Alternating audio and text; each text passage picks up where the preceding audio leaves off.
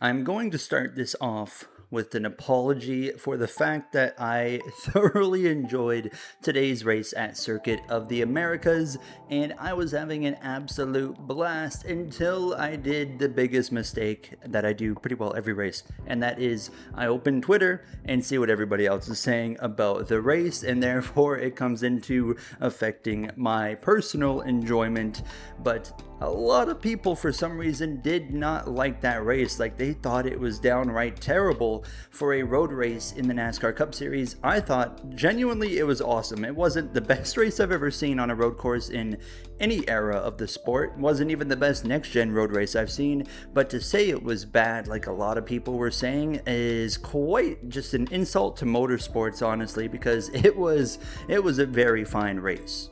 And before we jump into some specific topics from this race, I want to rant a little bit about the topic that we've just started off with people saying it was bad. And I heard a couple of different excuses. Number one is a big one. Well, there wasn't a big battle for the lead all day long. It was kind of the 45 leading over the 12, and that was pretty well all we had. We had SVG show up there at the end, but didn't really pressure the 45. Well, I have a couple things. First of all, welcome to motorsports. Sometimes we see it on ovals too, where one of the guys is dominant all day and nobody can really touch him. That is part of any sport on earth, and it's also good for sports. And of course, it happened to be Tyler Reddick who got his third win in a row, the first time in history the same driver has won the first 3 races to start the season. Congratulations to him, and he is so far taking maximum advantage of this new format that we have.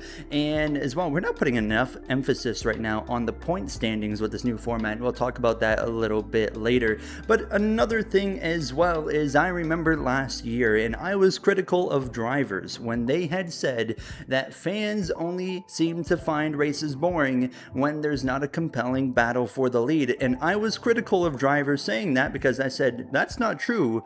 We think a race is boring when there's nothing happening throughout the field. If there's not a great race for the lead, but there's a great battle throughout the field, we're okay with that and we think it's a good race. Well, that's kind of changed my opinion today because, well, we didn't have any real good battles for the lead, but we had a ton of battles throughout the field all day long, and everyone was saying that, well, there wasn't a battle for the lead, so therefore it wasn't good. So I want to apologize to drivers as well, because it turns out they might have been right. The next topic was the fact that I saw a lot of people saying that, well, it was just a parade, there was no passing. What race did you watch? Oh my goodness. We've got some highlights going on in the background here, and although the broadcast didn't do a great job, I was a bit frustrated at times with the lack of seeing things going on throughout the field. But even in some of the moments where they actually would kind of focus on throughout the field, we saw lots of passing, and even just watching the leaderboard would have been enough to notice that as well, because we saw positions shuffling non-stop throughout the race, because we had, guess what, tire fall off. We actually had the tires falling off in a point where drivers genuinely had to conserve their tires, and we saw comers and goers, not necessarily Reddick and Blaney. Those were really strong drivers throughout the race, no matter what the situation was, but it felt like third place all the way down the grid was in a big shuffle of, okay, who can save their tires the best? We had some guys go a little bit early in a run and they would fall off, and we'd have some guys that saved tires that would come on strong. We had some really good battles when some of those guys would come together, not only in the top 10, but the mid-teens, the 20s as well.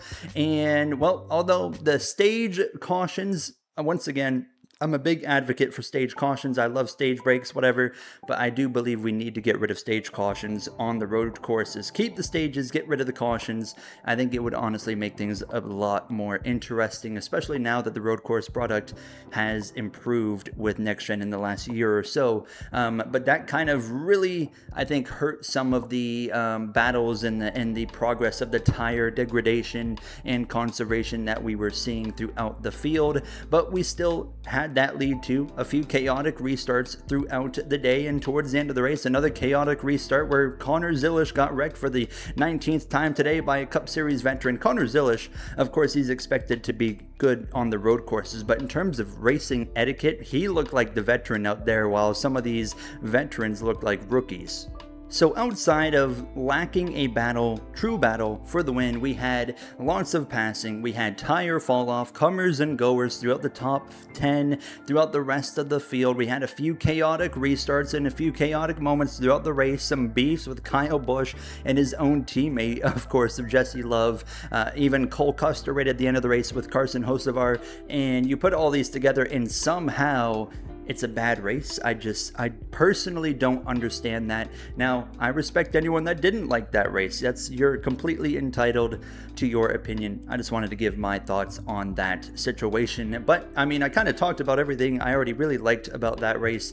But as well, there was a few moments throughout this race where, man, I tell you what, I really questioned some decisions in this race. And one of those was, on the restarts. And we actually had, for the first time, it felt like in a COTA race, we didn't have just like full-blown just dash off into turn one chaos and everyone just piling into each other, which was a really nice breath of fresh air. We did see it a couple of moments, of course. Unfortunately, both restart crashes, Connor Zilisch was taken out from, well, just someone lacking ability under braking. And I'm going to call out two of my guys, actually. I support 5 drivers. I'm going to call out 2 of them here today. Daniel Suarez, my man, drove straight into the back of Connor Zilisch.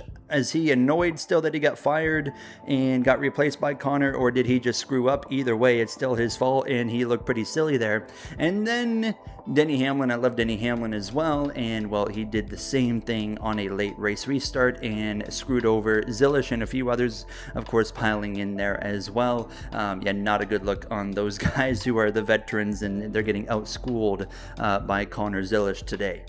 And by the way, Connor Zilisch still rebounded to a top 15 finish, so he was absolutely flying. And if he, honestly, I am a believer, if he got through that final restart clean, I think he would have been second in front of Shane Van Gisbergen and maybe, just maybe, would have contended with the 45, but I don't know. It seemed like the 45 of Tyler Reddick was on a completely different level today. It was pretty obvious that he had just something the rest of the field didn't have on the long runs. I saw some people are like convinced the 45 is illegal with just how good he was. I'm like, you got to be out of your mind. It's just sometimes people show up with a car that's just that much better than the rest of the field. And SVG, it didn't help that they had been kind of struggling, just like they did at COTA last year with that team. They struggled with their car. They were struggling again. And what we should be really talking about is not how the 45 was somehow possibly illegal because he won the race,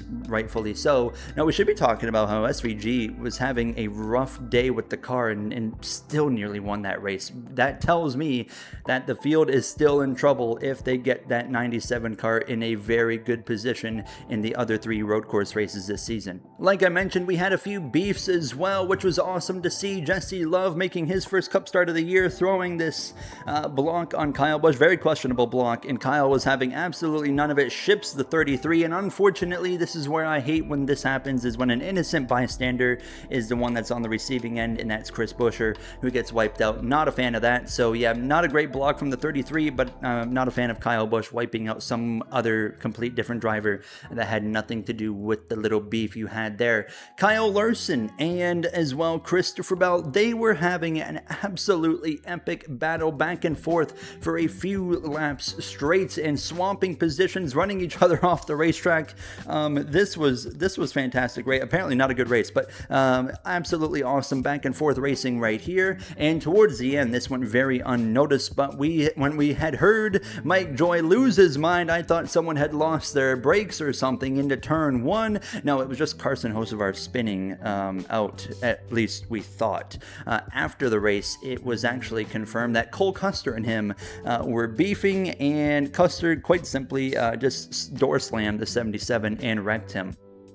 Thank you, Cole Custer. I'm a big fan now of Cole Custer. Never thought I would say that. Let's talk about something that no one seems to want to talk about in NASCAR or on the broadcast, and this is super important, and that is The points. The points are more important than they've ever been in the last decade because of the fact that we're back to the chase format. And Tyler Reddick, after winning 3 races, picking up some stage points along the way as well, is at a 70-point advantage. He's got over a full race advantage basically right now. We're not quite, I guess, if you can get 55 plus 10 plus 10.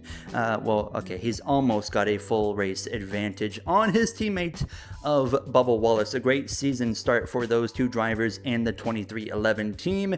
Big jump in the standings for the number 97 of Shane Van Gisbergen, rebounding off of a rough result in Daytona, good result in Atlanta, another great result in COTA. He is into the top 5 in the standings following today's race. And some other big movers as well. Ryan Blaney jumped up 4 spots. AJ Allmendinger gains 10 spots in the points. McDowell gained 11. Host of our dropped 6. He had a pretty miserable day. And you see as well, just sneaking their way into the top 16 right now includes Kyle Larson gaining 6 positions in the points after putting finally a good result together. And if you look in the top 16, just that alone, look how close everybody is so far. We're going to see these big jumps week after week for the probably at least next 4 to 5 races, I would imagine, because from second place from Bubba Wallace to just Ryan Preece, who is last in the chase grid, that we're only talking basically 50 to 60 points between those drivers. That's less than a 1 race difference. So we're going to see a lot of shuffling in the points over the next month or so. In conclusion, I had a lot of fun watching the race in COTA, and yeah, I know a lot of people didn't. I'm sorry that you didn't have a lot of fun. I had a lot of fun for the reason I already talked about. And however, looking much forward to Phoenix, and I'm hopeful we continue to have some more tire fall off. I think that's something that will help that track a lot, and a bit extra horsepower at Phoenix as well is going to be very helpful. And yeah, I just can't wait to see how that race plays out, and going into this next stretch of races where I think the real season starts for everybody else. I think you're going to see Tyler Reddick's three-peat come to an end, and I wouldn't be surprised if we don't see him get back to a win for another few months or so. But it's going to be really interesting to watch things play out starting this weekend all the way through till race 26 to see who makes it into the chase for the Cup. That's going to do it for me. Let me know your thoughts down below on the race, why you agree with me or why you think I'm an idiot and that you hate me for joining the race or enjoying the race, because some people on Twitter actually had a problem with me being happy today at the race. Anyways, that does it for me. I'll see you guys in the next one. Thank you for watching and have a great day. I'm stuck in my head.